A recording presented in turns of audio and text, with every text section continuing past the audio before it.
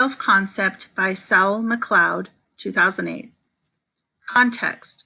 Self-concept refers to how people think about, evaluate, or perceive themselves.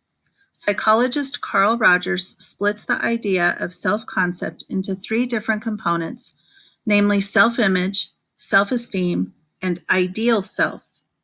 In this text, Saul McLeod explains each of these ideas in more detail. As you read, take notes, pay attention on how self-image, self-esteem, and ideal self are different from one another. The term self-concept is a general term used to refer to how someone thinks about, evaluates, or perceives themselves. To be aware of oneself is to have a concept of oneself. Carl Rogers believes that the self-concept has three different components: the view you have of yourself, self-image, how much value you place on yourself, self-esteem or self-worth, what you wish you were really like, ideal self. Self-image, what you see in yourself.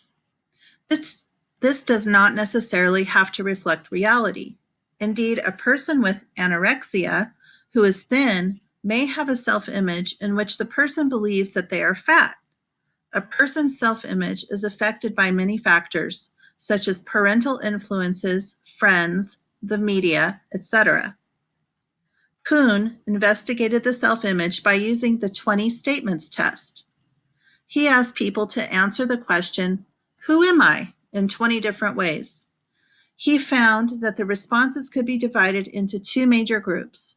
These were social roles, external or objective aspects of oneself, such as son, teacher, friend, and personality traits, internal or affective aspects of oneself, such as gregarious, impatient, humorous.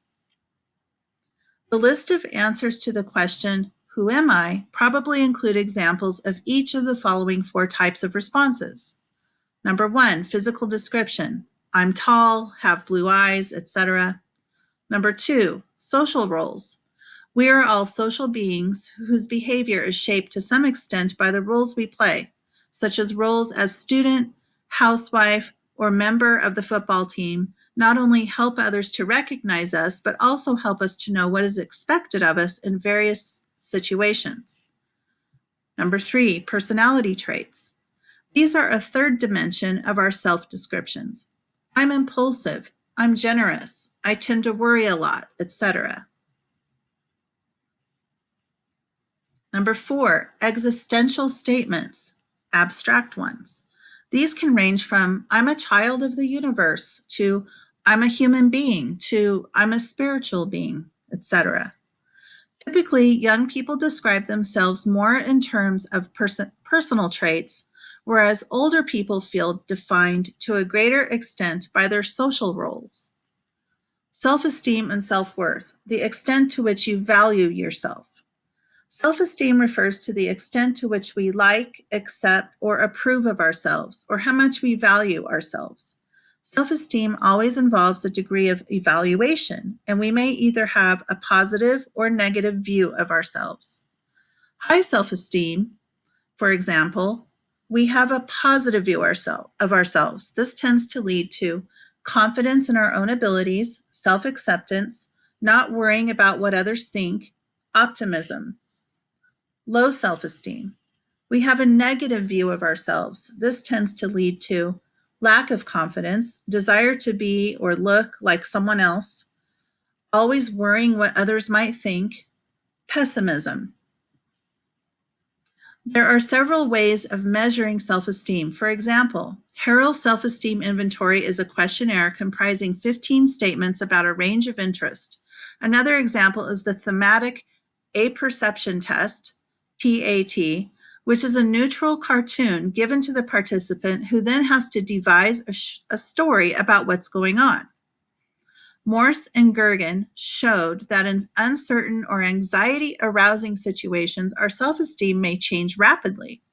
Participants were waiting for a job interview in a waiting room. They were sat with another candidate, a confederate of the experimenter, in one of the two conditions. So confederate in this situation means a person who helps someone else do something. Okay. Number 1, Mr. Clean. Dressed in a smart suit, carrying a briefcase open to reveal a slide rule in books. Number 2, Mr. Dirty. Dressed in an old t-shirt and jeans, slouched over a cheap romance novel. Self-esteem of participants with Mr. Dirty increased, while those with Mr. Clean decreased. No mention was made of how this affected subjects' performances in the interview. Level of self-esteem affects performance at numerous tasks, though. So one could expect Mr. Dirty's subjects to perform better than Mr. Clean's. Even though self-esteem might fluctuate, there are times when we continue to believe good things about ourselves, even when evidence to the contrary exists. This is known as the perseverance effect. Miller and Ross showed that people who believed they had socially desirable characteristics continued in this belief, even when the experimenters tried to get them to believe the opposite. Does the same thing happen with bad things if we have low self-esteem? Maybe not. Perhaps with very low self-esteem, all we believe about ourselves might be bad. Argyle believes there are 4 major factors that influence self-esteem. The reaction of others. If people admire us, flatter us, seek out our company, listen attentively, and agree with us, we tend to develop a positive self-image. If they avoid us, neglect us, or tell us things about ourselves that we don't want to hear, we develop a negative self-image. Number 2, comparison with others. If the people we compare ourselves with, our reference group, appear to be more successful, happier, richer, or better looking than ourselves, we tend to develop a negative self-image. But if they are less successful than us, our image will be positive. Number 3, social roles. Some social roles carry prestige. For example, doctor, airline pilot, TV presenter, premier footballer, and this promotes self-esteem. Other roles carry stigma. For example, prisoner, mental hospital patient, refuse collector, garbage collector, or unemployed person. Number 4, identification. Roles aren't just out there, they also become part of our personality. For example, we identify with the positions we occupy, the roles we play, and the groups we belong to. But just as important as all these factors is the influence of our parents. Ideal self, what you'd like to be.